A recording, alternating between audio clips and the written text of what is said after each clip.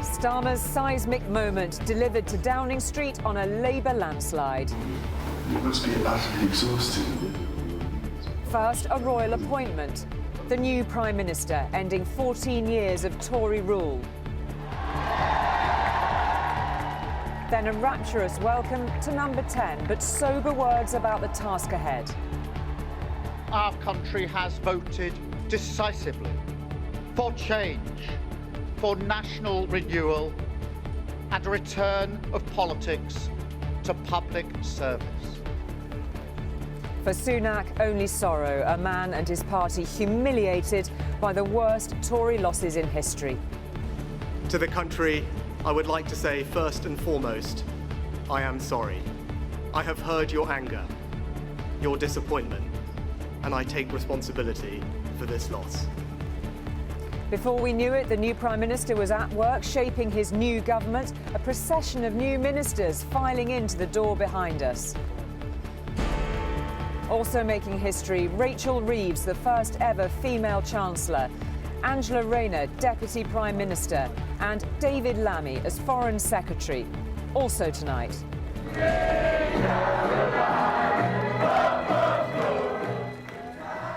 Dancing their way to their best result ever, the Lib Dems celebrate their part in the Tory downfall.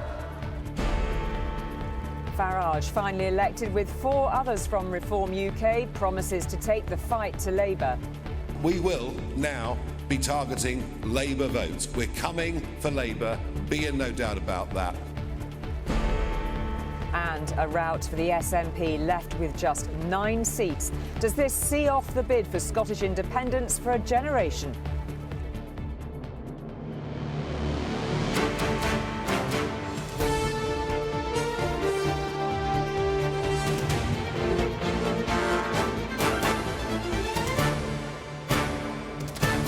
This is ITV News at 10 with Julie Etchingham in Downing Street. Well, good evening from Downing Street, where the new Prime Minister wasted no time in assembling a new cabinet to begin what he called the work of change. Sir Keir Starmer's Labour won the biggest majority for a generation, 174 seats. He stood in the street here this afternoon and spoke of the country needing a reset for everyone, not just those who voted Labour. For the Conservatives, it was their worst result on record. Rishi Sunak responded to what he called the public's anger and disappointment, announcing he would step down as Conservative leader. "I am sorry," he said, "and I take responsibility." The biggest symbolic defeat was that of former Prime Minister Liz Truss. The Lib Dems and Reform UK took thousands of votes off the Conservatives. The Lib Dems got 71 seats, Reform UK 5, including Nigel Farage. But it was Labour triumph after 14 years of waiting. Even the rain held off, for Sir Keir anyway. Bring out the flags for the arrival of new tenants at 10 Downing Street, after one of the most dramatic and important nights in British election history. She definitely didn't want to miss it. And there he is, Britain's new Prime Minister, thanking campaigners and friends who helped Keir Starmer turn a modest increase in Labour's share of the vote into a spectacular majority in the House of Commons. I have just returned from Buckingham Palace, where I accepted an invitation from His Majesty the King to form the next government of this great nation.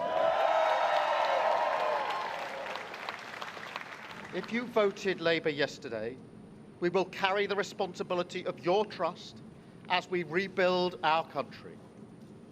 But whether you voted Labour or not, in fact, especially if you did not, I say to you directly, my government will serve you.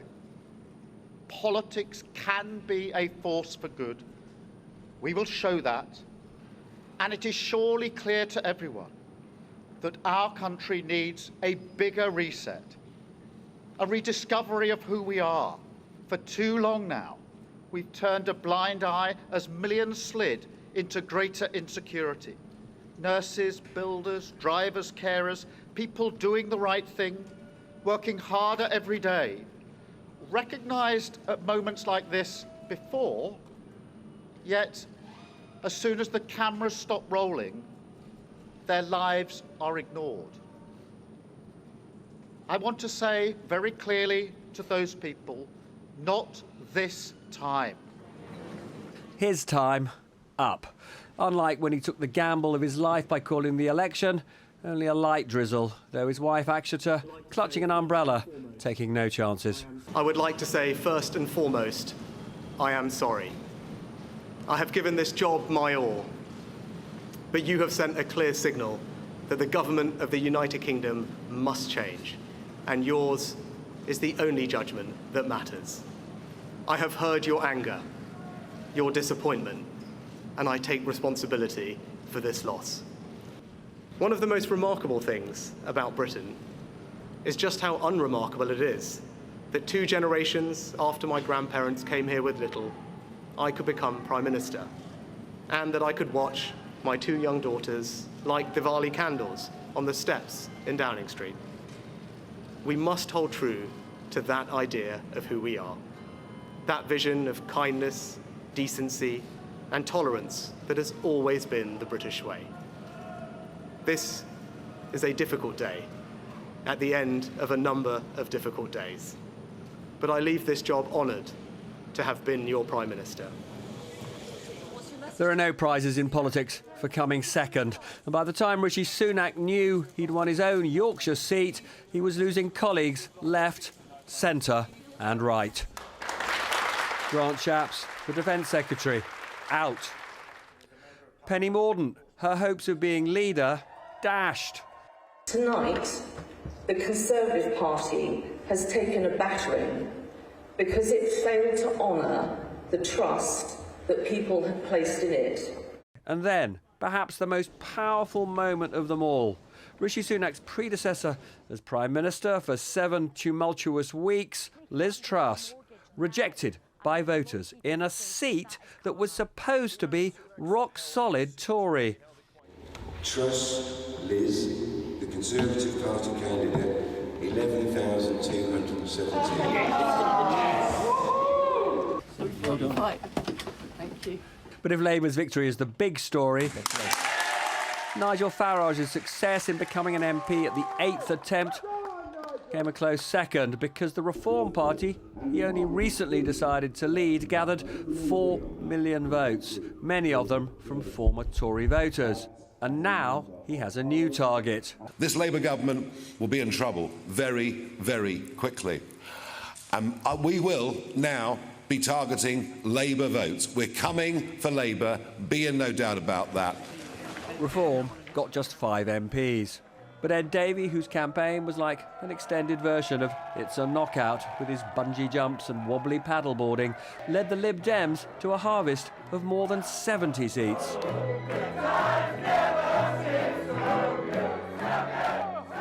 You have helped us get our best results for over 100 years.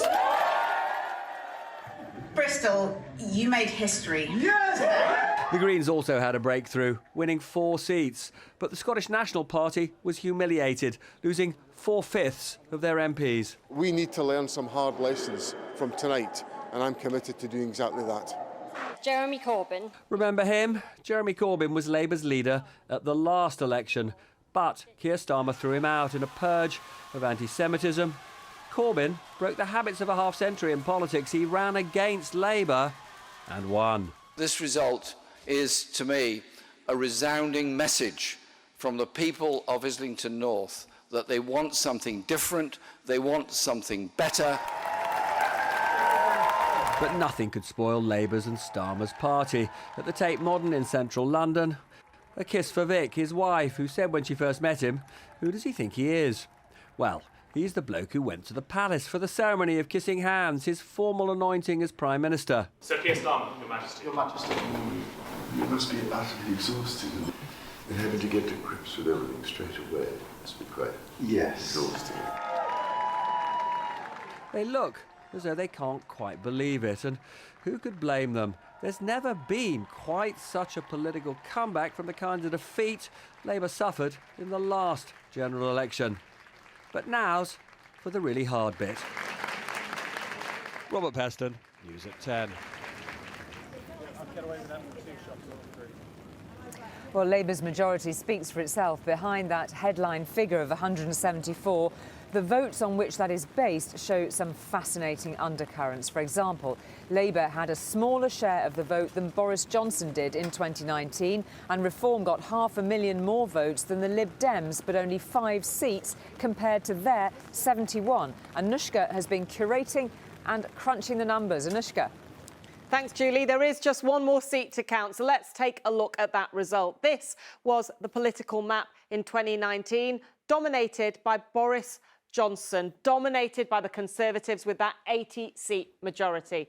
This is it today. A totally reshaped map, and there are those eye-watering numbers. 412 for Labour, 121 for the Conservatives, 71 for the Lib Dems, and the SNP down to 9. There were signs of disillusionment. Turnout was just 61%. And Starmer's landslide victory was delivered by just 1 in 3 voters backing his party, 33.8% vote share. Jeremy Corbyn lost with just 262 seats on 40% in 2017. So what's going on? Well, 2 things. Firstly, Labour's vote is more efficient.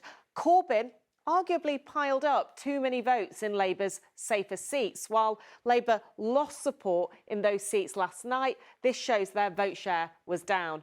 But it was up in Conservative-held seats they were targeting. So they more effectively spread out their vote to increase it in the places they needed to win seats. But there is another big part of this story, and you can see it here. The vote for Reform UK was up all over the place, and Nigel Farage's party came second in almost 100 seats, which we think damaged the Conservatives most of all and seems to have helped Labour come through the middle in key seats like Suffolk Coastal, a big political figure, Therese Coffey, out last night, but by a tiny margin and much less than the Reform vote in her seat. So a big Reform impact, but Nigel Farage might not love our voting system today. His party only got 5 seats on the back of 4.1 million votes. The Lib Dems, with tactical voting and a lot of pretty impressive targeting, got 71 seats on 3.5 million. The Greens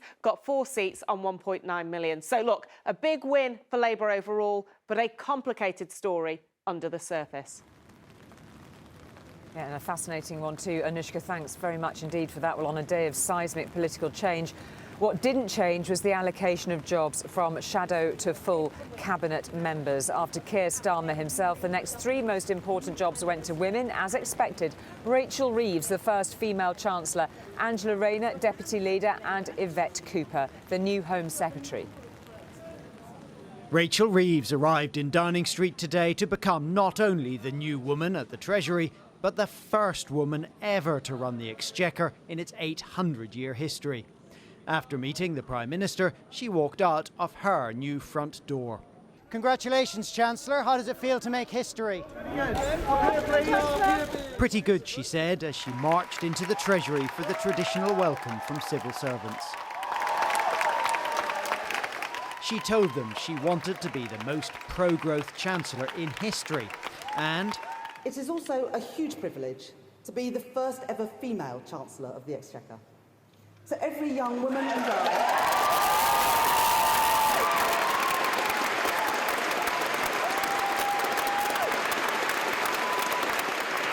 For every young woman and girl watching this, let today show that there should be no ceilings on your ambitions, your hopes or your dreams. Angela Rayner, Labour's Deputy Leader, has also now been appointed Deputy Prime Minister. Angela, how many jobs have you got? Well, she is also Secretary of State for Levelling Up, Housing and Communities. And arriving at the Home Office, veteran of the Blair-Brown years, Yvette Cooper. She has twice been Shadow Home Secretary. Congratulations, Home Secretary. Thank you very much. It's been a long time coming for you. Yeah, well, look, it's a real honour to be asked by Keir Starmer to serve as the new Home Secretary. The first duty of any government is to keep our country safe, to keep our communities safe and to keep our borders secure. But not all of Labour's shadow team made it to Downing Street. Jonathan Ashworth lost his seat last night. It's very disappointing, but that's democracy. That's democracy. And so did Thangham Debonair, the Shadow Culture Secretary. And so today, Lisa Nandy found herself appointed Secretary of State for Culture, Media and Sport. This afternoon, the new Health Secretary said he had already started work. Today, one of my very first calls was to the junior doctors, inviting them in next week to get the negotiations up and running as a matter of urgency. Today, Labour's new ministers can savour their historic victory. Tomorrow, they have some very familiar problems to solve. Carl Dinnan, News at 10, Westminster.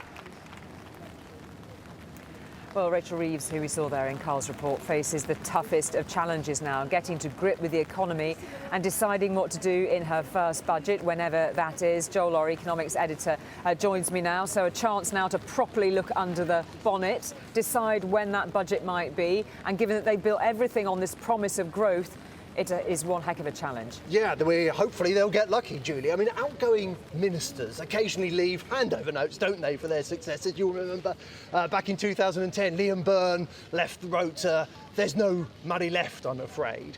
I think it's interesting that back then he felt able to joke about the public finances in the way that it's deadly serious today. National debt has risen to its highest level in 70 years. Higher interest rates mean servicing that debt is much more expensive. Tax revenues rose at a record rate in the last Parliament. Public services are visibly under strain.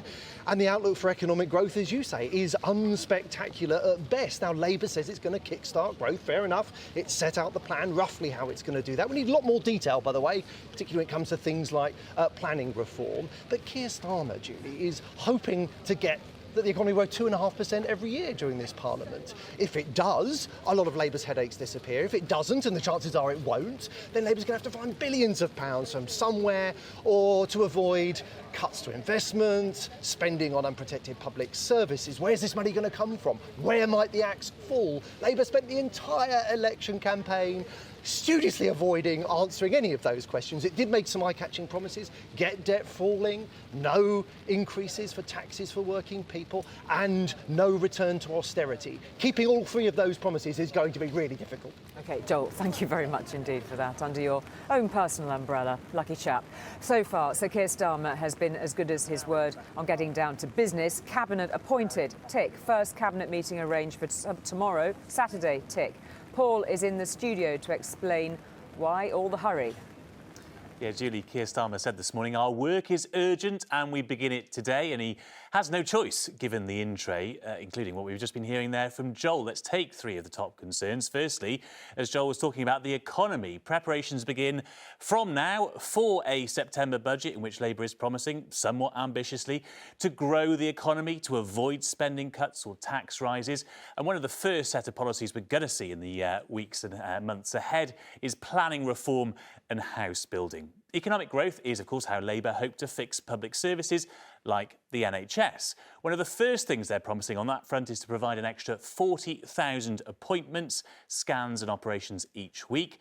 But to get there, as we've already heard, they'll have to sit down with junior doctors to try to achieve what the Conservatives couldn't and end those strikes. And then, of course, there's immigration. We know Labour will immediately scrap the Rwanda scheme. Those flights are not taking off. Their alternative answer is to try and tackle the smuggling gangs when it comes to those small boat crossings, but that part is much easier said than done. Other challenges, certainly worth mentioning, away from the big three, include Labour's crackdown, its plan on private school tuition fees and the VAT that it's going to put on those, setting up a battle with some parents and head teachers ahead of next September. There'll be some difficult conversations with businesses too about reforms to workers' rights, which will be unveiled in the King's speech later this month. And one of the big stories last night, Labour is going to face real difficulties over its policy on the war in Gaza, with the election of that handful of independent candidates holding Keir Starmer's feet to the fire, possibly the most uncomfortable policy area for Labour in the immediate weeks and months ahead. There will be no easing into the job for this Prime Minister, Julie. Indeed not, Paul, thank you. Well, for a guide to some of the key issues the new Labour government has to deal with, just head to our website. In the general election policy section, our team take a look at immigration, the economy and, of course, waiting lists. Now, many reasons have been offered for the Conservatives' dire performance. All, no doubt, will be fed into the process of choosing that new leader. The woman blamed by many, even within her own party, Liz Truss, for the downturn in Conservative fortunes, was driven out, as we saw a moment ago, in her own constituency. So, a former Prime Minister dumped. Also strong-armed out by Labour, Penny Mordaunt. So too the now former Defence Secretary, Grant Shapps. Another leaving the job, former Education Secretary Gillian Keegan, and former Cabinet Minister Sir Jacob Rees-Mogg. Rishi Sunak hand in hand with his wife leaving Downing Street and frontline politics. A personal crossroads for him, for his party, a looming decision about which way they now turn and who will take them there. It's Chancellor Jeremy Hunt, who kept his seat but lost his job and gave every appearance of being delighted to be heading out of number 11, appealed for his colleagues to take time to take stock. I think we now have to take our time, to have a period of reflection, and we need to have the honesty, humility and courage to ask ourselves why we have lost the trust of the British people. But even before all the results were in overnight, the blame game began. Suella Braverman first up. The Conservative Party has let you down. You, the great British people, voted for us over 14 years, and we did not keep our promises. She among those on the right of the party who think the way to counter Reform's new power is to embrace Nigel Farage. There will be a huge conversation and argument inside the Conservative Party, which is if we can merge with Reform, then we can come back at Labour. Labour didn't get such a high share of the vote. If the majority is thinner than it looks on paper, I think that's a disastrous route for the Tories to go down. How that will play out in the coming weeks is partly down to who's survived to contest the leadership. On the centre of the party, Tom Tugendhat, Victoria Atkins and James Cleverly all kept their seats.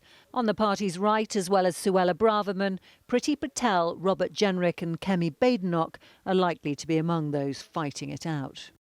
The Conservative Party seems to be engaged in a battle for its soul now. I mean, which side do you think will win out? You don't go from that huge victory we had in 2019 to this huge defeat we just suffered without realising that nearly everyone in the party's got something wrong. We were catastrophically incompetent in various ways.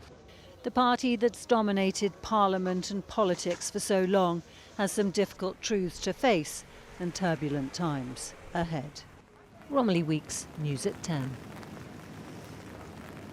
And Robert joins me now to contemplate really what we've witnessed and experienced in the last 24 hours. And I've seen what we've witnessed partly described as a loveless landslide, a wide success for Sir Keir Starmer, but potentially a shallow one. There are a lot of challenges politically as well as economically. He's got to restore trust. He knows you've got a wearied electorate. So the big story of the night was the rejection of the Tories, but in general, a sort of collective despair with politics, as Anushka pointed out. The proportion of people who voted down at 60%, and I think only once has the vote share been lower than that. So Labour has been sort of, Keir Starmer has been carried sort of shoulder high since 10 Downing Street, sort of on a wave of apathy, and actually to an extent worse than that, the people, the 4.1 million people who voted for Reform are just furious with the existing parties. He's benefited from that, but he knows, he sort of implied when he came out to talk to all of us, he knows that that could ultimately damage him, because these millions of people who are either protesting through a vote for a party like Reform or not voting, they feel that government has let them down. Their living standards have been stagnating for years and years and years. We saw one manifestation of that discontent in that vote to leave the European Union. For those people, voting that the European Union hasn't fixed their problem. So this is another wave of protest, which is why Keir Starmer came out tonight and said probably his biggest priority is to rebuild trust between his government, I think he was really saying all politicians as far as he can, and voters, because if we don't do that, we may well end up, in the sort of kind of chaotic politics we've seen in America with Trump, and the kind of, rise of what some people would regard as an extreme right-wing party that we've seen in France. OK, we will come back to you a bit later on in the programme on this momentous evening. Thanks for the moment, Robert, for that. Well, as we've seen from the voting figures, the election result was as much about defeating the Conservatives, as Robert was just saying, as backing Labour. The Conservatives lost 4 seats held by former Conservative Prime Ministers Lord Cameron, Theresa May, Boris Johnson and, most notably, of course, Liz Truss. A few examples of why it was the Conservatives' worst election defeat. The true blue seats of these former Conservative Prime Ministers have all changed colour. But for areas like this to switch to Labour is big news, especially when it involves ex-PM Liz Truss losing her seat. Oh, did she really? Hooray! I wouldn't have picked her if she was the last lettuce in the field. Gideon, who's lived here for 14 years, has switched his vote for the first time over broken promises on Brexit and immigration. You're sad to see her go? Yeah, but I didn't vote for her. Now I know. Now the truth's coming out. Now the truth's coming out. Would you like to tell us who you voted for? Reform. And I thought long and hard, because I knew a vote for them was a vote for Labour. And we've got quite a few things going on in here. We've got some of our goats kidding at the moment. Daniel believes farmers here are also turning their backs on the Tories. As a dad of 2, one with special needs, he says the Conservatives have made a mess of government. But I just think a lot of the broken promises and the worry after Brexit and being told we are going to help you. Don't panic, don't worry. We know this is we weren't expecting this, but we're going to look after you. And it just never came. It never happened. What about mortgage rates? Yes, I mean, I have a mortgage. When I put it in a calculator, what my mortgage would go up to if my term ended now, I mean, yeah, I'd be at least £200, £300 a month down, probably. And that is actually people's money for things like Church Farm coming for a day out. Back in town, we bumped into Marie, who was homeless a few years ago. She voted Labour. Liz Truss, what do you make of her? There's a few times I've wrote to her, but she's never really kind of got back to me. What did you write to her about? It was actually to do with the NHS dentist. At one time, just being a former Prime Minister in a safe seat would have been enough to win for the Tories. But this time, they've taken a real beating. Stacey Foster, News at 10, South West Norfolk. Well, for the Liberal Democrats, last night's results were the best for more than a century. They had 15 seats before the election was called. Today, they've been celebrating winning 71. That takes them back to being the 3rd biggest party in Parliament, and by some margin, a vindication for Sir Ed Davy's colourful and well-targeted local campaigning. Just when you thought you'd seen it all from Sir Ed Davy, it turns out he had one more surprise up his sleeve. It was dawn outside when he danced, delighted, into his own party, knowing he had just pulled off his greatest stunt yet. What a night to be a Liberal Democrat. 9 years after a near wipeout at the 2015 election, last night the party won more seats than it's ever had in its history. Been a long road with plenty of twists and turns, but we stuck to it. And tonight is our reward. We've been following Ed Davey and the Lib Dems campaign for the past 6 weeks. They told us they felt they knew it had gone well, but I don't think any of them dared to dream that they'd win this many seats. Come on, my sweetheart. Sir Ed put health and social care at the heart of his campaign, speaking candidly about his own experience of caring for his son John. But for every serious message, there was a silly stunt. He focused a lot of his energy on winning back former Lib Dem heartlands across the southwest. But they also gained new ground last night, in places like Oxfordshire, including in Boris Johnson's old seat, Henley and Tame. Quite honestly, I've had more things through my door about the Lib Dems than I have about Conservatives. Time for a fresh start or a change. I think there's a lot of local issues which need addressing, so yeah, I'm quite pleased. Ed Davey was the only politician during this campaign who really looked like he was having fun. Whether voters liked him or simply disliked the Tories. Here we go. There's no question that he has manoeuvred his party back into a position of real influence. Chloe Keedy, News at 10. Well, Reform UK collected 4 million votes, although only have those 5 MPs to show for it. Most votes came at the expense of the Conservatives, of course, but a triumphant Nigel Farage told us they would have had even more support were it not for the unacceptable racist remarks, as he described them, of a few of their candidates. When Nigel Farage decided to enter this election, this is the result he was dreaming of. Did you get much sleep? And when I spoke to the Reform leader and one of his new MPs today, he said it was just the start. What are you going to do? How are you going to work in this Parliament? We're going to rely on him because he's been there before. He's Chief Whip. I haven't asked him yet, but he is. Let's be honest, though, the Labour Party are going to be absolutely terrified. We're the only people, really, in Westminster that can hold the government to account. But not long after his arrival in Westminster, we need people who are going to bring unity, not division! No fewer than 7 protesters disrupted his attempts to celebrate. Any more for any more? Actually, yes! Nigel Farage told me racist and offensive remarks by some of his candidates had cost his Reform Party votes. We clearly had a situation where a Charlie call was put out, please anyone that can stand, stand. So of course we've got, some people that shouldn't be there. But what about this man, George Jones, a close aide kicked out the campaign last week after homophobic comments. Did you see that degenerate flag on the front bonnet? What the old Bill doing promoting that crap? Last night we spotted him celebrating with Nigel Farage in Clacton.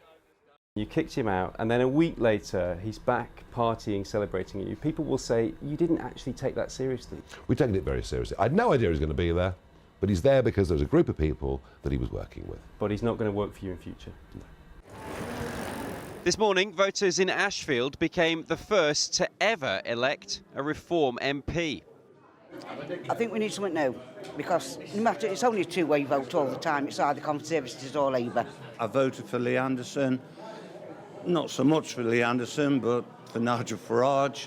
It's time he gets a break and to prove to people what he can do. This evening, a 5th Reform MP was elected in Basildon. Nigel Farage hopes many more will join him in the years to come. Harry Horton, News at 10. Well, the most eye-catching of the Green Party's victories, increasing their number of MPs from 1 to 4, was by co-leader Carla Denyer. She won Bristol Central from Labour. She defeated the woman who is supposed to become Labour's new Culture Secretary, Thangham Debonair. Ms Denyer promised Green MPs would push the Labour government to be braver about tackling climate change and sewage, as well as housing and taxes. Well, the collapse of support for the Scottish National Party was summed up by its leader, First Minister John Swinney, as an incredibly tough night after what he called a difficult period for the SNP. For that read, Nicola Sturgeon's fall from grace and 3 different leaders in just over a year. He said his party had failed to convince voters of the urgent need for independence, which remains broadly popular. Labour reaped the rewards. In the 2019 election, the SNP won 48 of the 59 seats. Labour had 1. This time, the SNP won just 9, while Labour has risen from that single MP to 37. Sometimes just a look says it all. We missed some big opportunities. The SNP's decade of dominance was coming to an end in front of Nicola Sturgeon's eyes, and party colleagues had blame for her role in what went so terribly wrong. And a lack of discussion over policy and strategy in the party under both Nicola's leadership and under Ian Blackford's leadership at Westminster. Nicola Sturgeon is still a sitting MSP for the SNP, but notably her own critique referred to her party as they and them. distancing herself from what she said were strategic failures. They've kind of left themselves between two stools on the independence question. If you're going to put independence at the heart of the campaign, which putting it on the line 1, page 1 of the manifesto arguably does, then to make that an effective strategy, or to try to make that an effective strategy, you've got to follow it through into the day-to-day campaigning. That's the bit I don't think the SNP... So it's a setback because your successors failed. Morning. Not a good morning for the current leader then. Overnight, the SNP were wiped out completely in Edinburgh and Glasgow. Their seat count reduced to single figures. Last night was an incredibly tough night for the Scottish National Party. The SNP had said independence was on the ballot paper in this election, but on that point, they were still not prepared to concede defeat. My view about independence, Peter, hasn't changed. It's not changed this morning as a consequence of this election campaign. In this election, you have lost, and it's the manner in which you've lost, the scale of this defeat. Surely you can take independence off the table, at least for the next Westminster parliamentary term. There are democratic choices to be made, and I think people should be allowed to do so. And we have to take we have to take our time it's to not consider off the table, those First issues. Minister. No, it's not. Proportionally, the SNP actually suffered heavier losses than the Tories did last night, and yet support for independence remains high. Many just loaned their vote to Labour. Even Nicola Sturgeon's own constituency in the Scottish Parliament is one of the many seats that have now switched from yellow to red in Westminster. Nicola, I'm really disappointed in her because I had a lot of time for her. So I'm really sad about that. But I'm just happy that the Tories are out. John Swinney, the SNP leader, says that independence is still not off the table. He's in cloud cuckoo land. People are voting them out and it's still on the table. Does he not take any notice of the people? Independence will not spontaneously disappear, but this election is a tidal change. Labour's relentless red wave has reached Scottish shores and it's left little in its way. Peter Smith, News at 10, Edinburgh. Well, if the political heat has lowered on another independence referendum in Scotland, demands for a vote on Irish unification have been boosted by Sinn Féin's success in Northern Ireland. For the first time, the Nationalist Party has won the most Westminster seats there, 7 in all. They've beaten the Democratic Unionists into second and say the result shows it is time to prepare a plan with the Westminster government for a new future for Northern Ireland. Neil joins us now from Belfast and talk to us a bit about this Sinn Féin success. They're obviously eyeing this with a potential boost for hopes for a united Ireland, Neil. Yes, Julie, 18 constituencies were up for grabs last night. As you say, Sinn Féin winning 7 of them, which makes them the largest party returning MPs to Westminster. Of course, they won't take their seats at Westminster because of the party's long-held policy on abstentionism.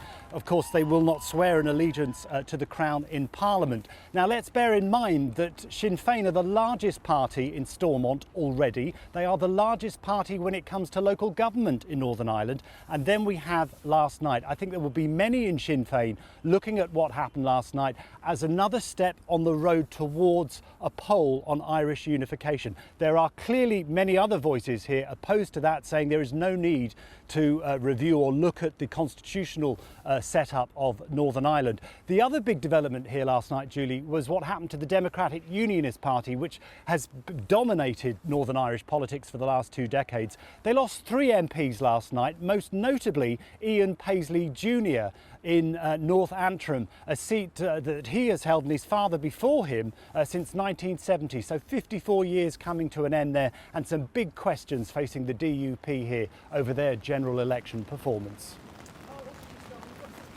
Neil, thanks very much for that. Well, in Wales, the Conservatives lost all of their seats. Among them was that aide to Rishi Sunak, Craig Williams, who bet on a July election. Labour won 27 of the 32 parliamentary seats in Wales. Plaid Cymru got 4 and the Lib Dems got 1. Well, the new Prime Minister will find himself on the world stage before he knows it. He's due in Washington next week for a NATO summit. President Biden gave Sir Keir Starmer a congratulatory call this afternoon and said he was looking forward to seeing him. Dan is in DC. What more can you tell us about this call? It's one of those moments, isn't it, for a new incoming Prime Minister? Yeah, along with sort of getting the nuclear codes, I suppose, as well.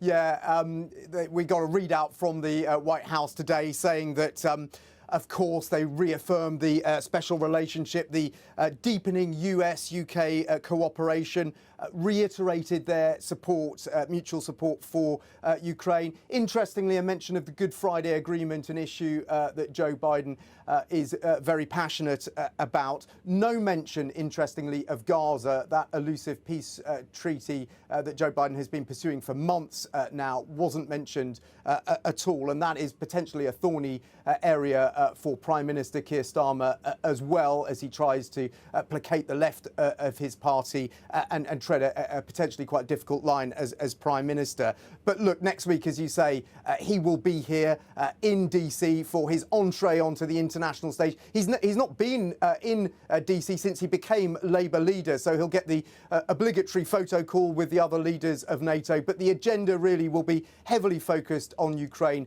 talking about how they can agree on a common way for Ukraine to potentially one day become a member of NATO, but also defence spending as well. The Tories had pledged to increase defence spending to 2.5% of GDP by 2030. Labour had said all the way along that they'd do it as soon as resources would allow. Well, they're going to come under a lot of pressure, I think, from other NATO members, particularly America, to put their money where their mouth is, as it were, and increase defence spending for the UK.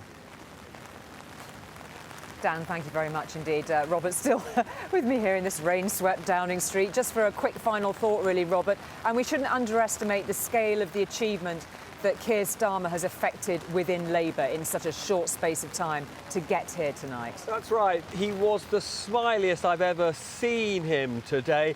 When he's looked at his intro, though, I wonder whether he will still be smiling. I'm just going to highlight three of the massive challenges he faces. First of all, you might say it's the people's priority, fixing the health service. I was struck that Wes Streeting, the new health secretary, said it was the policy of the government that the NHS is bust. I don't think he meant that he wants to make it worse. I think he just meant it's really broken. Second, night after night, we've been talking about this hole in the public finances. Very hard to fix it without putting up taxes, but Keir Starmer has said doesn't want to break the trust of the British people. Putting up taxes might look as though he was breaking manifesto promises. And then this is the least proportional election we have ever had. I mean, for example, Reform get 14% of the votes, 1% of the seats. The Labour Party gets 34% of the votes. Well over 60% of seats. There will be pressure for electoral reform, which he may find hard to resist. And then finally, a personal plea. I wonder if he can fix the Downing Street rain. We'll leave that on his in tray for tonight. It has been quite the 24 hours, though, Robert, hasn't it? A moment in history which you have taken us through and witnessed. It's been quite extraordinary. Tonight, Keir Starmer talking to world leaders. The new regime has started in earnest. OK, Robert, great to talk to you, as ever, even in the pouring rain. Thank you very much indeed. Just time for a preview of the headlines Sir Keir Starmer will be waking up to. The Times shows him with an outstretched arm and quotes him as saying the work of change begins. The Mirror has a similar photo and says he is beginning to rebuild Britain. And the Mail says that after Sir Keir's promises here in Downing Street today, now he has to deliver. And that is just about it on the day Sir Keir Starmer became only the fifth Labour leader to win an election. Keir Starmer said change could only happen if people voted for it, and yesterday they did. Tonight, the country is on the threshold of a decisive shift, a chapter of change. Voters have chosen that change after 14 years of Conservative government that began with David Cameron's coalition with Nick Clegg's Liberal Democrats. But everything in the garden was not rosy.